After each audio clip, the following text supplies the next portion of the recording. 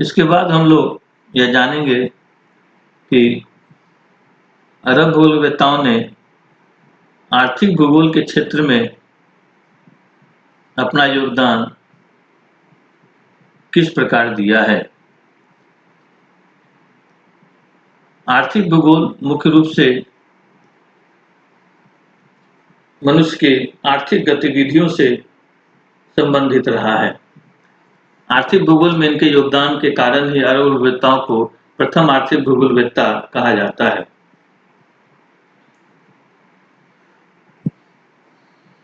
इनमें अल-बरूनी की पुस्तक the books of minerals and precious stones में एशिया के विभिन्न भागों में मिलने वाले खनिजों एवं बहुमूल्य पत्थरों का वर्णन मिलता है। यही नहीं, उनकी पुस्तक तारीख़ अल हिंद में भारत के कृषि तथा परिवहन संसाधनों का भी वर्णन मिलता है।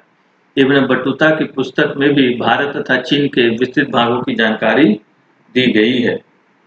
इस तरह हम ये कह सकते हैं कि आर्थिक भूगोल के क्षेत्र में इनका योगदान काफ़ी महत्वपूर्ण रहा है। इब्न खाल्दून ने भी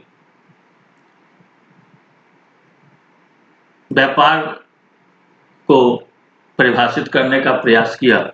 दूसरे शब्दों में हम यह कह सकते हैं कि इब्न खाल्दून made an attempt of defining trade. He stated that it is the act of making profit by buying goods at low prices and selling them at higher prices.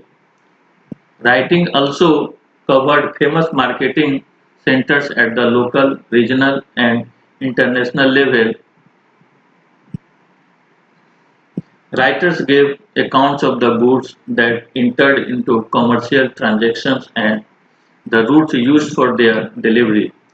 There was also reference to the currencies and the measures and weights in use.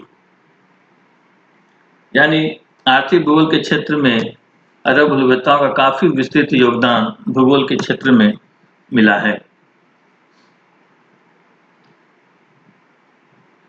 भौगोलिक साहित्य के क्षेत्र में की यदि हम बात करें तो भौगोलिक साहित्य के क्षेत्र में इनके अरब भूगोलवेत्ताओं के योगदान को हम नज़रअंदाज नहीं कर सकते। सामान्यतः भूगोल की पुस्तक तथा विशिष्ट भूगोल तथा भौगोलिक शब्दकोश का इनका योगदान अमूल्य है।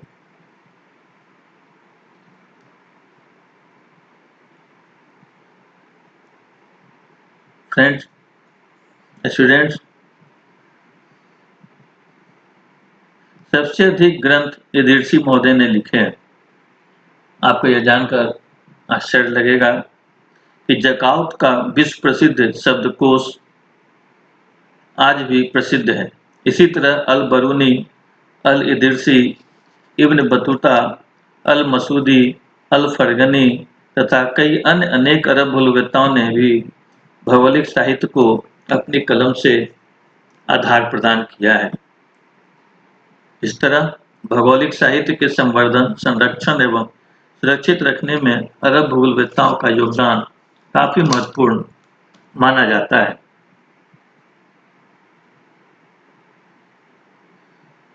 मानव भूगोल के क्षेत्र में अरब भूगोलवेत्ताओं का योगदान काफ़ी महत्वपूर्ण माना जाता है। इब्न सीन,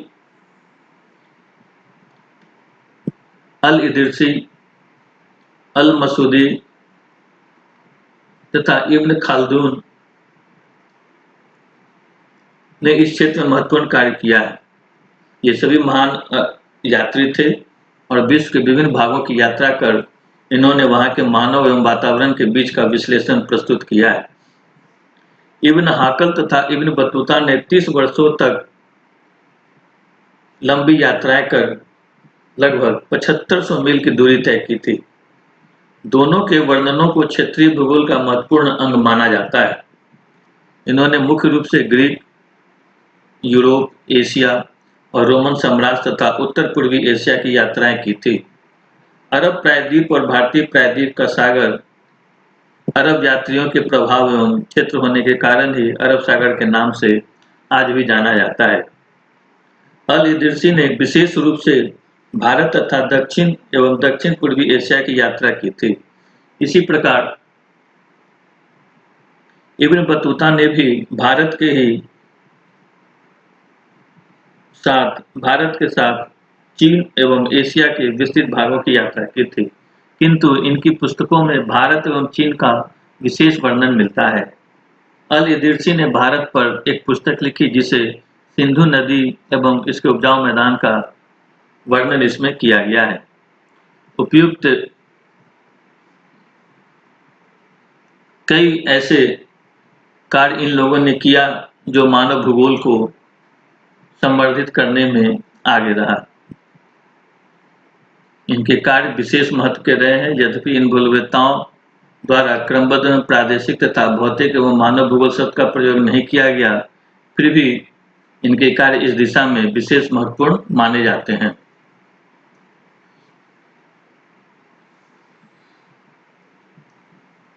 सांस्कृतिक भूगोल के क्षेत्र में मानव भूगोल के अंतर्गत हम कहें तो सांस्कृतिक भूगोल के क्षेत्र में इब्न खाल्दून का कार्य विशेष रूप से उल्लेखनीय है, जिसने विश्व की जनसंख्या को दो भागों में बांटा, नोमैडिक और सीडेंटरी।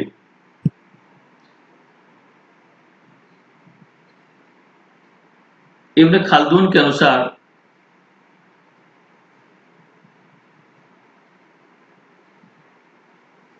नोमैडिक जो घुमक्कड़ जाति हुआ करता है, जनसंख्या का वो भाग है जो कुछ समय के बाद सीडेंटरी जीवन व्यतीत करता है। अल अल मकदीसी और अल इत्खरी ने यह लिखा कि कैसे भौतिक वातावरण मानव के रहन सहन पर अपना प्रभाव डालता है और कैसे उसका प्रभाव उसके शारीरिक गठन, उसके स्किन के रंग, उसके तापमान और उसके रहन सहन को भी कैसे प्रभावित करता है। अल मकदीसी के साथ ही अल हमादनी ने यह कहा कि अरब पीपुल अलग तरह की भाषाएं बोलते हैं जो उनकी जलवायु से प्रभावित है।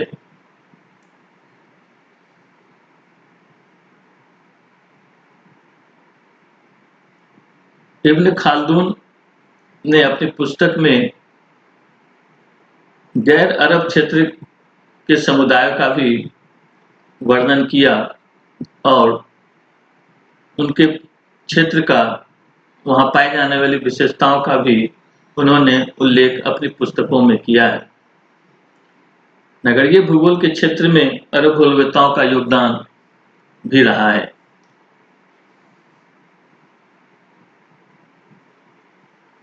नगरीय अधिवास के संबंध में इन भूगोलवेत्ताओं का योगदान देखा जा सकता है।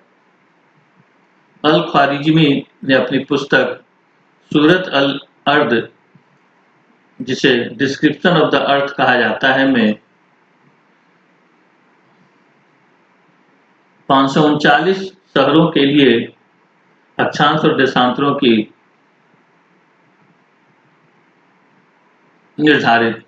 अक्षांश और देशांतरों को निर्धारित किया था। अल बकरी ने एक भौगोलिक शब्दकोश तैयार किया जिसमें कई स्थानों के नामों की चर्चा की, जिसमें 5200 स्थलों का वर्णन है। अल ख्वारिज़मी ने और इब्न खाल्दून ने यह लिखा कि पर्यावरण और मानवीय स्वास्थ्य कैसे एक दूसरे से प्रभावित होता है, इसका भी वर्णन इब्न खाल्दून ने किया।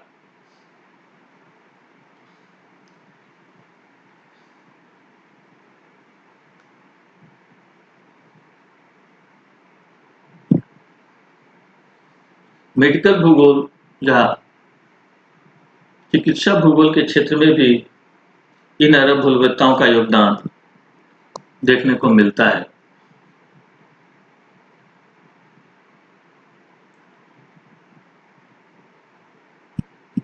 इन भूलवक्ताओं ने कई तरह की बीमारियों का अध्ययन कर उनका वर्णन अपनी पुस्तकों में किया है। इनका यह मानना है कि जलवायु और बीमारी के बीच एक बड़ा ही घनिष्ठ संबंध है। अरब भूलवक्ता याकूत अल हमावी का कहना है कि जो व्यक्ति चिकित्सा का अध्ययन करता है या चिकित्सा शास्त्र का अध्ययन करता है, उसे भूगोल की अच्छी जानकारी होनी चाहिए, तभी एक अच्छा चिकित्सक तैयार हो सकता है। अल मकदीसी ने भी कहा कि कोई भी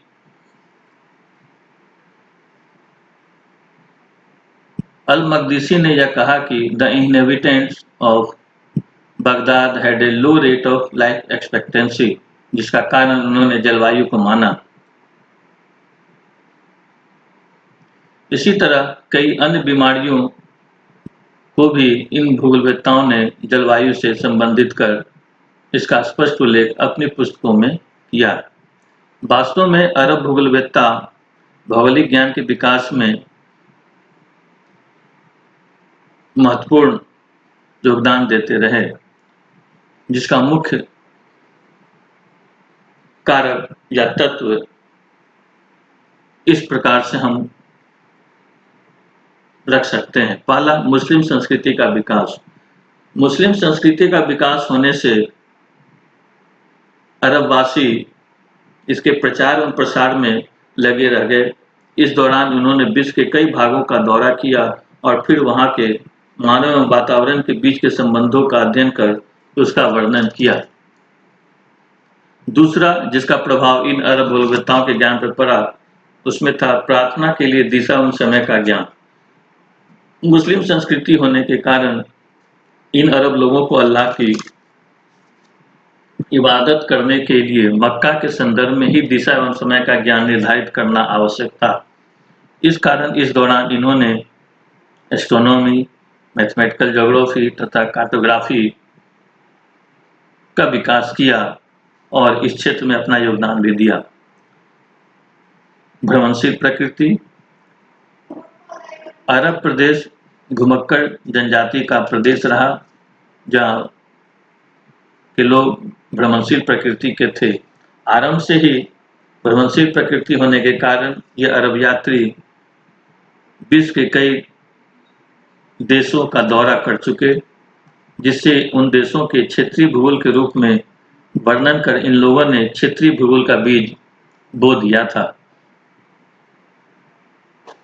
अगला जो विशेष एलिमेंट या कारक था जिसका प्रभाव अरब भूगोलवेत्ताओं पर पड़ा, वो था वाणिज्य एवं व्यापार की क्रिया।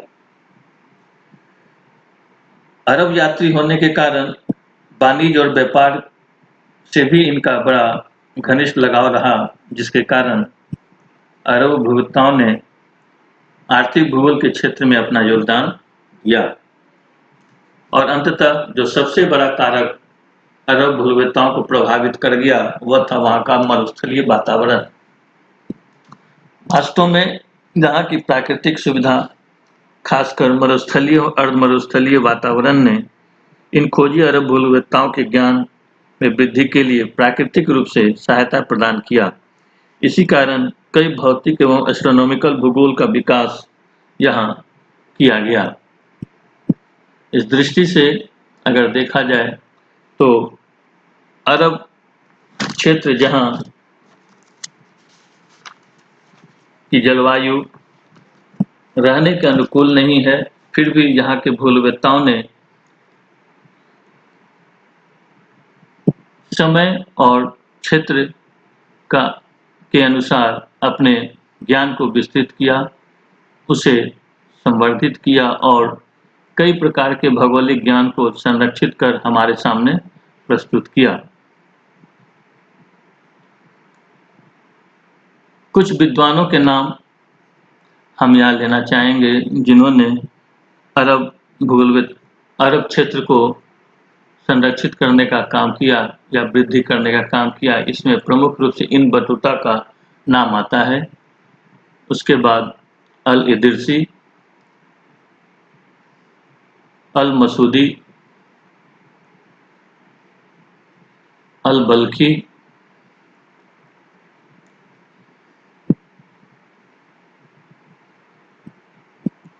और इब्न सीना प्रमुख हैं। इन लोगों ने या इन भूगोलवेत्ताओं ने जो अध्ययन किया उसे लिपिबद्ध कर अरब भूगोल को भी संरक्षित करने का काम किया और भौगोलिक ज्ञान को भी सुरक्षित और संवर्धित करने का कार्य किया। इस प्रकार अरब भूगोलवेत्ताओं का योगदान आपके सामने स्पष्ट किया गया है, जिस पर आधारित प्रश्नों का उत्तर लिखने के लिए आप अब सक्षम हैं। धन्यवाद।